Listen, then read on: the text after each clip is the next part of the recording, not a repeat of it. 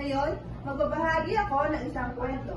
Ang pamagat ng aking kwento ay Dalawang Dagang Bulag na kinuwento ni Rodolfo Deswasido at ginuhit ni Romel Hoson.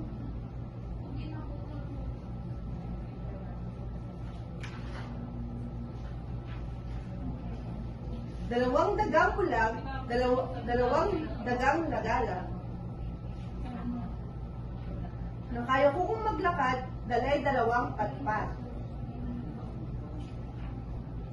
Umakyat sila sa dalawang bundok,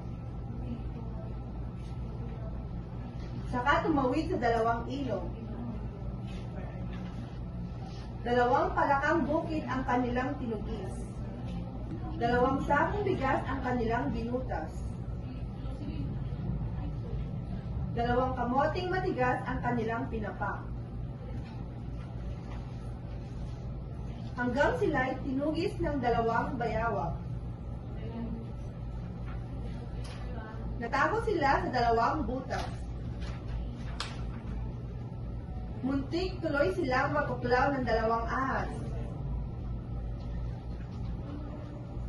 Dalawang bitag ang kanilang naraanan.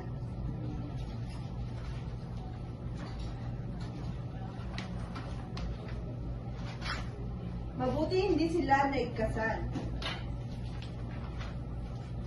Pagod na umuwi ang dalawang dagang bulag. At nahiga sila sa dalawang papak. At doon lang po natatapos ang aking kwento. Salamat po.